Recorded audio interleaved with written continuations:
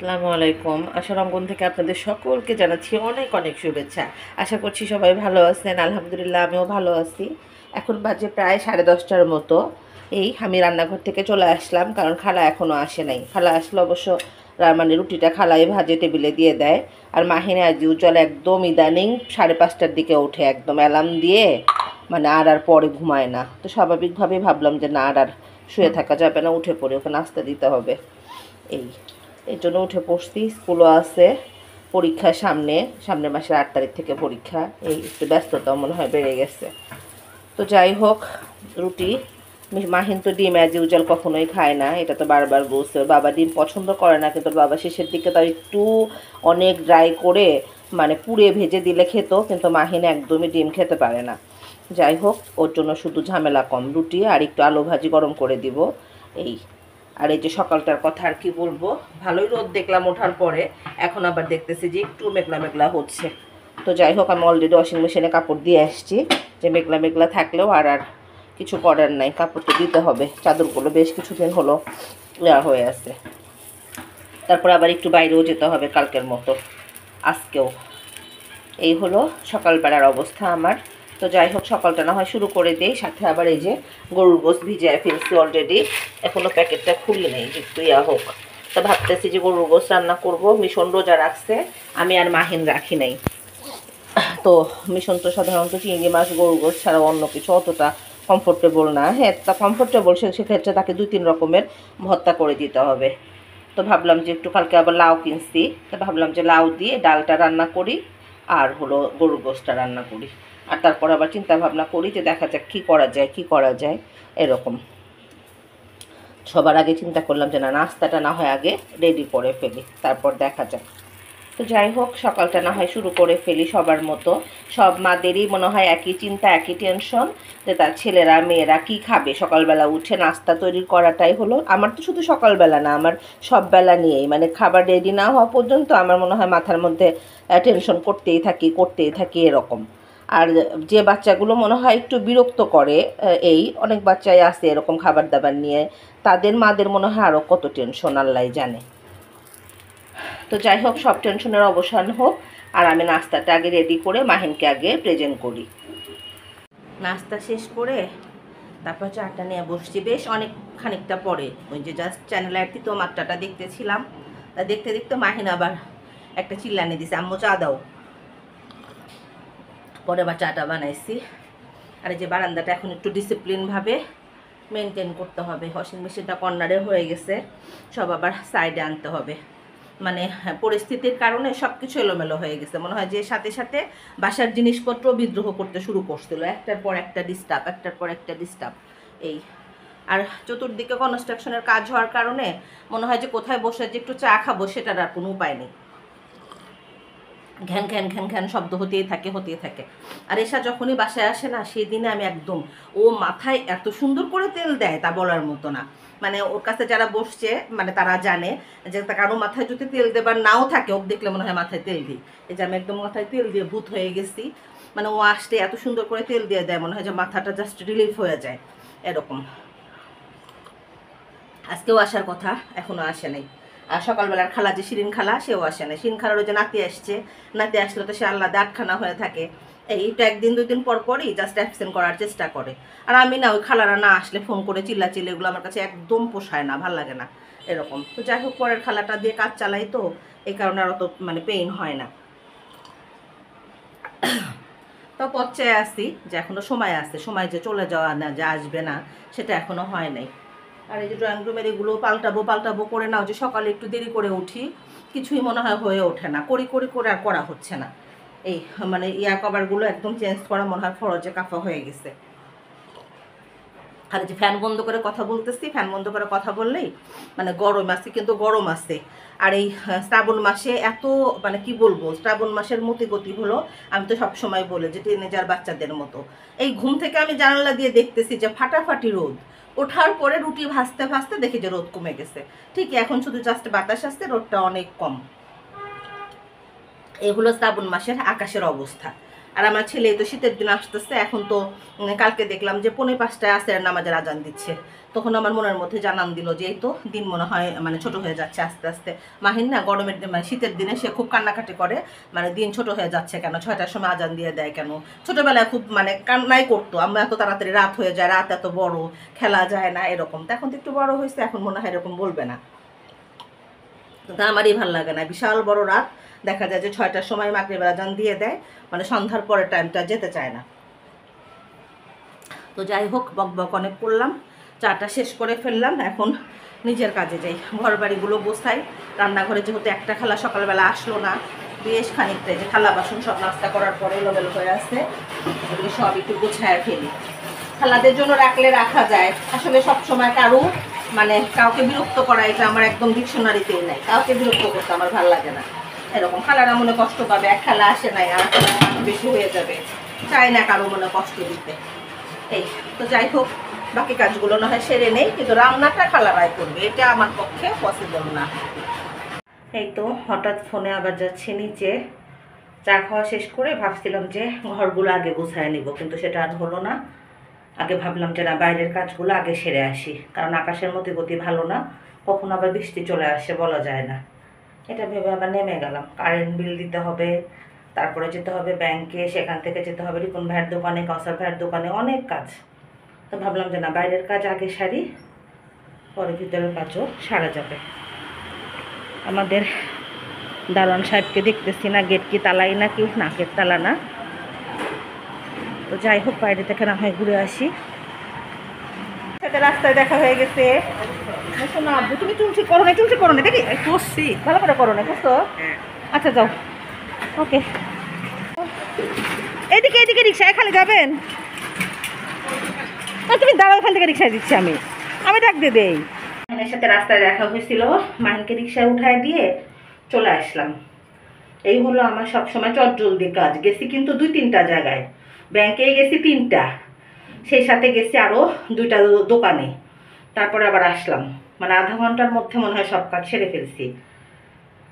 যাই হোক, এখন আবার বাসায় ফিরে খালারা আসলো কিনা সেটা আবার খেয়াল করতে হবে। মাথা ঘুরতেছে, এত গরম বাইরে, বাসায় থাকলে বোঝা যায় না, কিন্তু বাইরে থাকলে বোঝা যায় যে কি পরিমাণ গরম।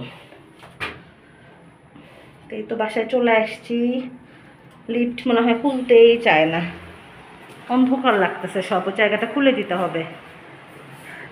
মিশন খোলো আব্বু।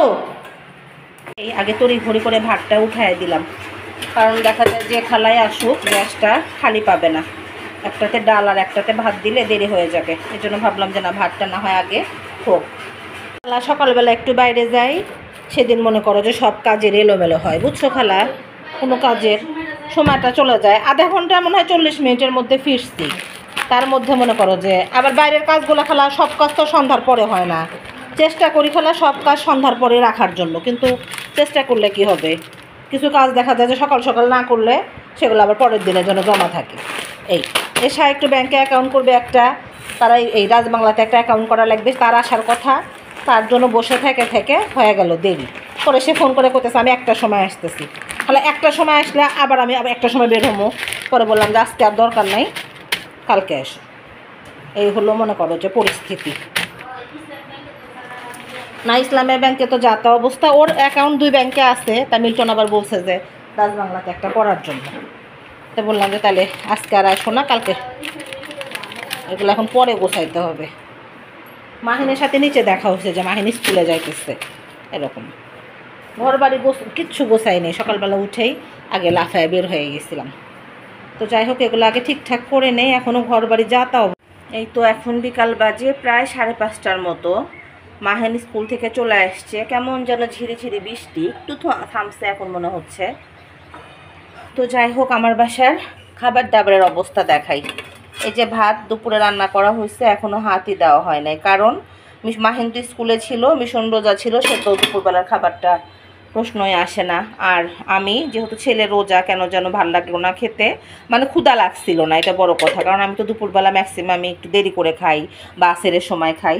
আর এই যে হলো ডাল, আর এখানে সালাদটাও খালা রেডি করে রেখে গেছিলো কেটে, অমনি আছে। তো যাই হোক, এখন তো মাহিন স্কুল থেকে চলে আসছে, ভাত দিতে হবে। তো আমারও দেখলাম যে একটু ক্ষুধা লাগছে।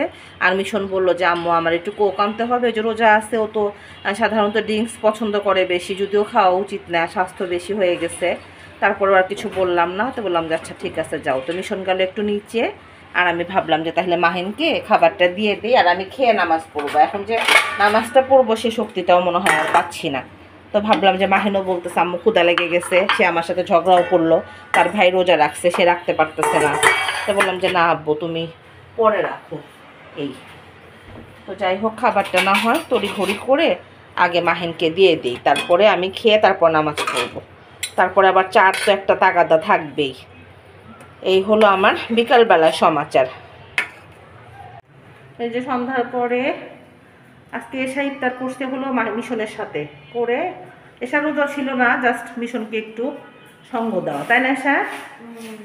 দিয়ে যে আমরা দুই বোন বের হচ্ছি ঝটিকা সফরে, এলোমেলো কাজে। এসা যাবে একটু জুয়েলার্সতে, আর আমি যাবো একটু টেইলার্সতে। তো বললাম যে দুই বোন না হয় একসাথেই বের হই, কি আর করার নাকি। এইদিকে তাকা, তখন সবাই দেখে এসা কোন দেহা মনে হচ্ছে আমার বড় বোন। পাত্তনাক নিয়ে আসিস নাই, পাত্তনাক না নিয়ে আসলে ভালো লাগে না। বাইরে কিন্তু ঝিরিঝিরি বৃষ্টি, মানে বাইরে যাওয়ার মতো পরিস্থিতি নাই, কিন্তু এসার যেতেই হবে, আমার তো যেতে হতোই, উপায় নাই। কাজে যাবো আর আসবো। বেশি বৃষ্টি না, তাই না রেসা? অল্প, মানে ছাতা তো আমরা জীবনে ব্যবহার করি না। কয়তলায় গেল? দোতলায় না? এই ছাতা ব্যবহার করা যাচ্ছে না, কিন্তু আবার মনে হচ্ছে যে ছাতা না নিলে একটু একটু ভিজতে হচ্ছে। এই হলো অবস্থা। তো দেখা যাক, বাইরে একটু দুই বোন ঘুরে আসি। আর এসে যাবি না এসা? দুই বোন ঘোরাঘুরি, টাকা এসা এবং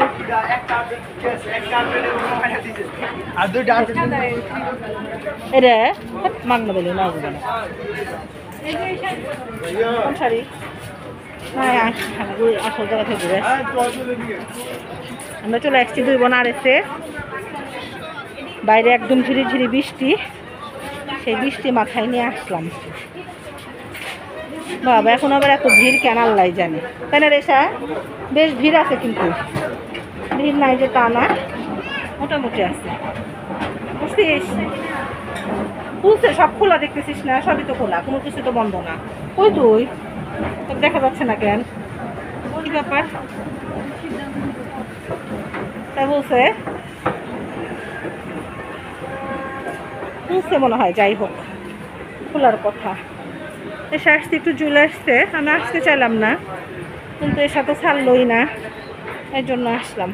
দেখা যাক, আমাদের এসা মনোযোগ দিয়ে তার জুয়েলারিতে আসলেই কত কিছু দেখার থাকে, তাই না? আংটি দেখো, আংটি আংটি সুন্দর সুন্দর আংটি আসছে দেখো। আপনারা মনে খুললেন না, খুলতেছেন কবে থেকে? এই যে মনোযোগ দিয়ে সব দেখতেছে, দেখে হাত ছড়া। কিছু দেখলি না আজকে? তোর খালি দুল আর দুল। সব ফিঙ্গারিং গুলা খুব সুন্দর সুন্দর ছিল আজকে। যে এই ফিঙ্গারিংটা অনেক সুন্দর, কিন্তু ফিঙ্গারিং কিনতে কিনতে, হ্যাঁ গোল্ডের তো অবশ্যই, গোল্ডের দোকানে গোল্ডের থাকবে না, থাকবে নাকি? ভাই এই চেনটা একটু দেখি তো ভাইয়া, এটা কয় ভরির? এই মোটাটা, সবচেয়ে মোটাটা, এই যে দেখি একটু দেন তো। এই ভাই এটা দিব আমি। কত দিচ্ছেন? 38,500।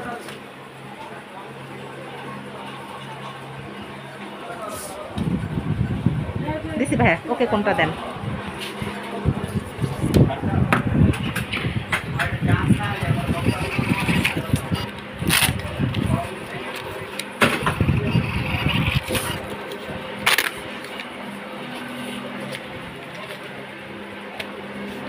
এই শাড়িটা দেখতে পারিস।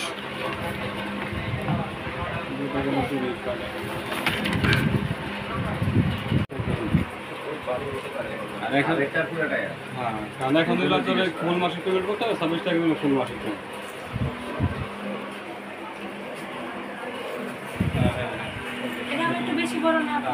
কোনটা দেখি? এটা মানে ইয়ার সাথে তোমার বাইরে টাইরে পড়তে এগুলো ঠিক আছে, বাসায় না পড়ে বাইরে পড়লে ভালো লাগবে, খারাপ লাগবে না। এটাও কিছু হয় না। এসার বাসায় আমি চলে আসলাম, আমার বাসায়। আর এই যে আমার ছেলেরা রাতে খাবে নান গ্রিল, তারা দুই ভাই বসে গেছে, সাথে বসতে মিশন আমি খেতে ইচ্ছা করতেছে না আব্বু। এই মাহিন খুব নান গ্রিল পছন্দ করে, এই কারণে ভাবলাম যে থাক আজকে না হয় রাতে ভাত খাওয়ার আর দরকার নেই। মিশন বারবার বলছিল যে আম্মু নান গ্রিল খাবো, তিনি এসে দিছি, বললাম যে আচ্ছা ঠিক আছে তাহলে না হয় খাও। আর এই তো বাজে প্রায় 9:30। আব্বু সরাসরি ঠান্ডা খাও না, গলা ব্যথা করবে।